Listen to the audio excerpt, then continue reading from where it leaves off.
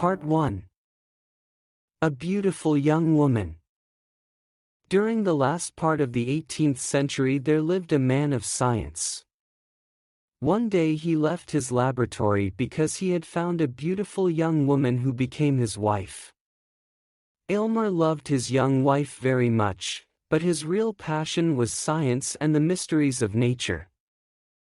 One day, very soon after their marriage, Aylmer stared at his wife with a worried expression. "Georgiana," he said, "did you know that the mark on your cheek can be eliminated?" "No, I didn't," she said smiling. "People have called it a charm, and I believed it. Perhaps on another face it could be a charm, but not on yours. No, dearest Georgiana, your beauty is almost perfect. But I hate that birthmark." "You hate it?" exclaimed Georgiana, who started crying. "Then why did you marry me? You cannot love me if you hate my birthmark." In the center of Georgiana's left cheek there was a strange red mark. It had the shape of a very tiny human hand. In the past young men had liked the tiny hand. They said a fairy had put her tiny hand on her beautiful cheek. Some envious young women said that it destroyed Georgiana's beauty. Before their marriage Aylmer did not think about the birthmark. But now it had become a frightening obsession. Georgiana's beauty was almost perfect and he could not tolerate this defect.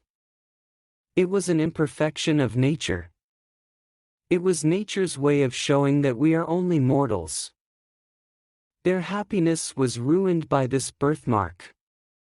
When Aylmer woke up in the morning and opened his eyes, the first thing he saw was Georgiana's crimson mark. When they sat together by the fire in the evening, his eyes always looked at the birthmark on Georgiana's cheek. It was the mark of her imperfection. Georgiana shuddered when Aylmer looked at her.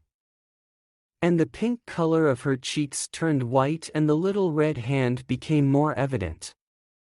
It looked like a red ruby on a white stone. Late one night Georgiana said, "My dear Aylmer, do you remember anything about a dream you had last night, a dream about this horrible little hand?" "No, I don't," replied Aylmer, who was surprised. But then he added coldly, "Maybe I did dream about it, because before sleeping I thought about the hand." "And you dreamed about it," continued Georgiana, who was almost crying. "It was a terrible dream. How can you forget it? How can you forget this sentence? It is in her heart now and we must take it out. Do you remember the dream?" Aylmer now remembered his dream. He dreamed that he was with his servant Aminadab. He was trying to remove the red birthmark. But as his knife went deeper into the cheek, the little hand went deeper and deeper. At last the little hand caught Georgiana's heart and Aylmer wanted to cut it away. When he remembered the dream clearly, Aylmer felt ashamed. The truth often comes out in our dreams. Until now he did not realize that the birthmark had had a terrible influence on him. "Aylmer," continued Georgiana seriously, "what can we do to eliminate this birthmark? Maybe it will cause a deformity, or perhaps the mark is as deep as life. But can we eliminate it forever?" "Dearest Georgiana, I have thought about this a lot. And I am sure it can be eliminated." "Oh, then please do it. I am not afraid of the risk because life with this birthmark is awful. Either eliminate it or take my life. You are a great man of science. All the world knows you.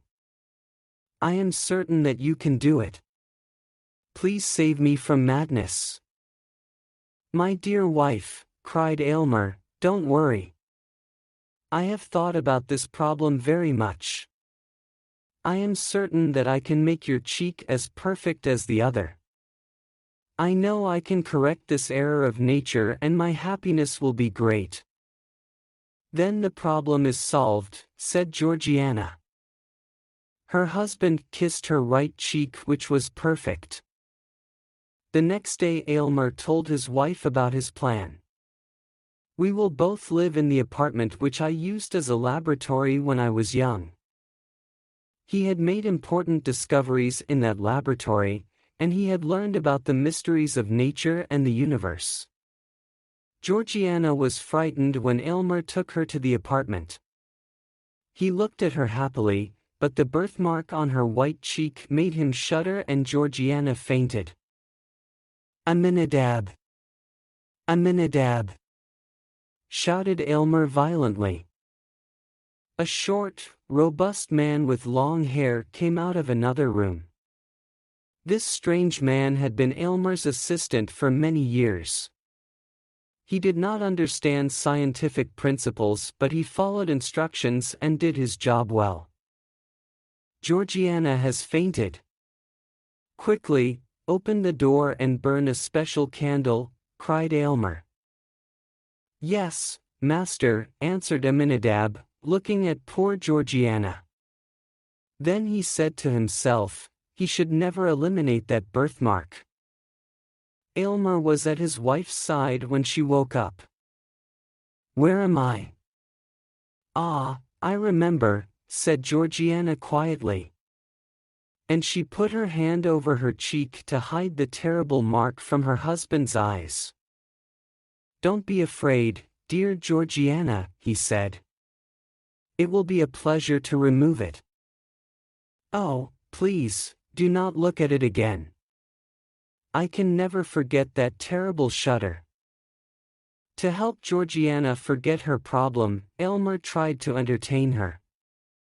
He showed her a little plant that grew slowly before her eyes. When a lovely flower appeared, Georgiana exclaimed, "It's magic. I won't touch it." No, you can touch it. Pick the flower and enjoy its perfume. But when Georgiana touched the flower, the plant died immediately and its leaves became black. Then Aylmer decided to create her portrait on a piece of metal. He used a scientific process that he had invented. The result was frightening because the portrait was difficult to see, but the birthmark was clearly visible. Aylmer was angry and threw the piece of metal away. He soon forgot these failures and continued studying science and making experiments. He often went to Georgiana and told her about the mysteries of science and about the history of alchemy. He told her that science could do many incredible things. And it could easily remove the little hand from her cheek. When Aylmer mentioned the birthmark, Georgiana was always very unhappy. Aylmer worked many hours in his laboratory with the help of Aminadab. One day he showed his wife a small crystal ball. "What is this?"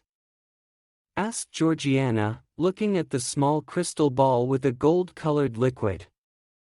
"It is very beautiful. It looks like the potion of life." "In one sense it is. It is the potion of immortality. It can prolong life or destroy life." "Why do you keep such a terrible potion?" asked Georgiana in horror. "Oh, don't worry, dearest Georgiana," replied Aylmer. "Look at this powerful cosmetic for the skin." "Are you going to use it on my cheek?" asked Georgiana. "Oh, no. Your cheek needs something that will go deeper, much deeper." When she looked in the mirror and saw the red birthmark, she hated it more than anything. Part 2. Perfection is dangerous. While Aylmer worked in his laboratory, Georgiana looked at the books in his library. There were books by scientists, poets, and philosophers. But the most interesting work was a big book written by her husband, in which he wrote down every experiment of his scientific career. The book was the history of his intense and ambitious life. As Georgiana read it, she loved Aylmer more and more. She knew he was a great scientist. However, many of his experiments were failures. And this made her very sad. One day she put her face on the open book and started crying. When Aylmer entered the room and saw her, he said, "It is dangerous to read a wizard's books. Now that I have read this book, I adore you more than ever," said Georgiana.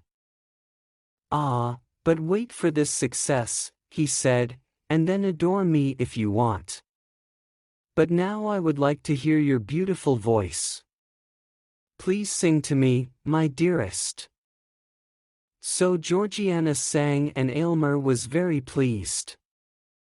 Then he returned to his laboratory. But Georgiana had forgotten to tell her husband about a strange sensation she had felt on her left cheek for the last 2 or 3 hours.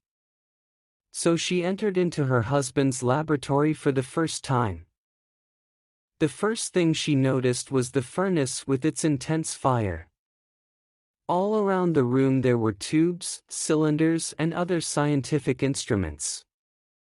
The air was filled with strange vapors and odors. But what really surprised her was Aylmer himself. He was as pale as death and worried as he prepared a strange new potion. He was so different from the man she had seen a few moments before. "Carefully, Aminadab, carefully," he cried. "This is a very important moment." "Ho! Ho!" said Aminadab. "Look, master, look." Aylmer raised his eyes quickly and became very angry when he saw Georgiana. He went to her and took her arm. "Why did you come here? Don't you trust your husband?" he cried angrily. "Now go away." "No, Aylmer," said Georgiana firmly. "You don't trust me and you don't tell me your worries about this experiment. I will accept all the risks." "No, no, Georgiana," said Aylmer impatiently. "I will drink any potion you give me. I trust you completely."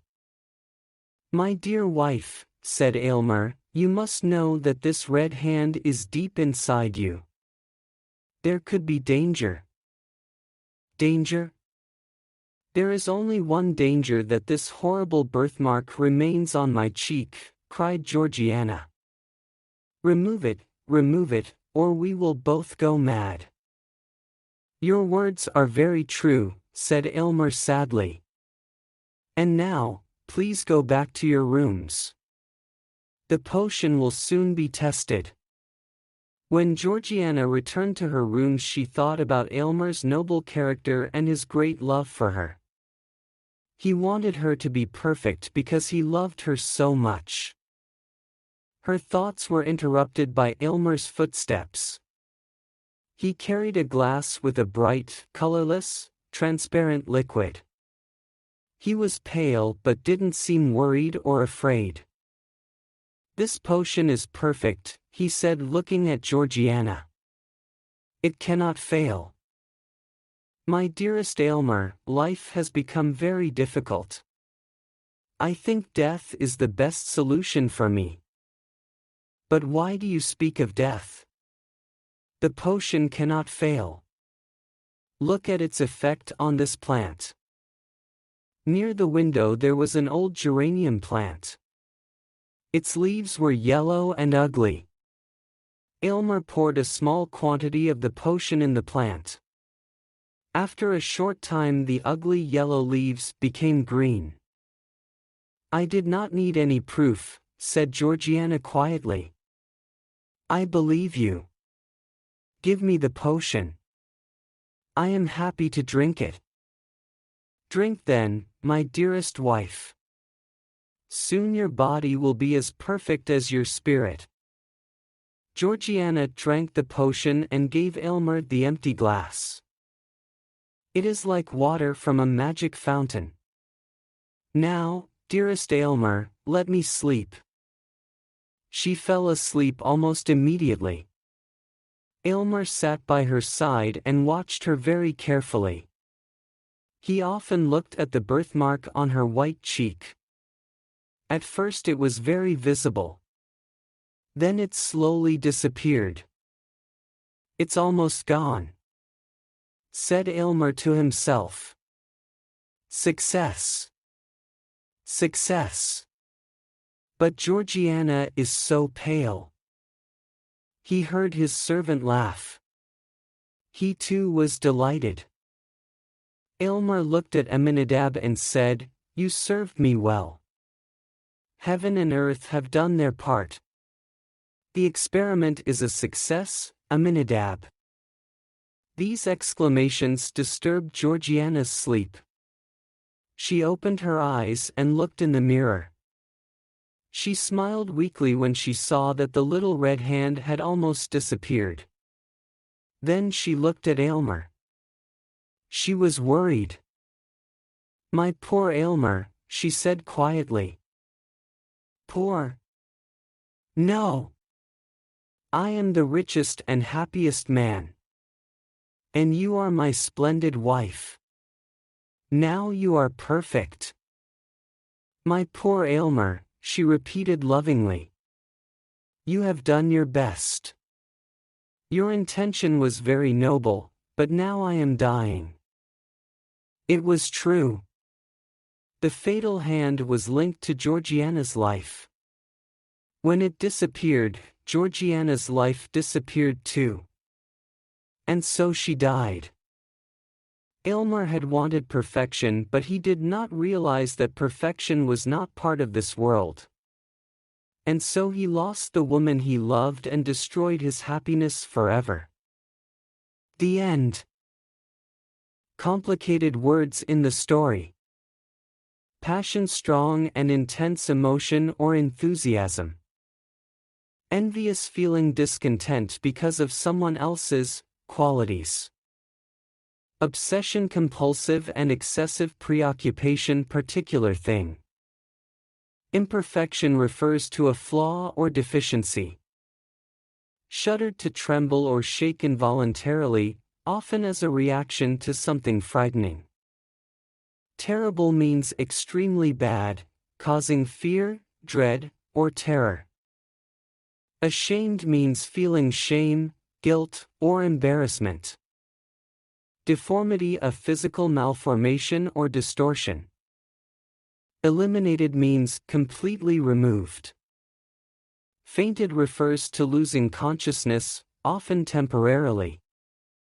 Potion, a magical or medicinal drink, often in liquid form.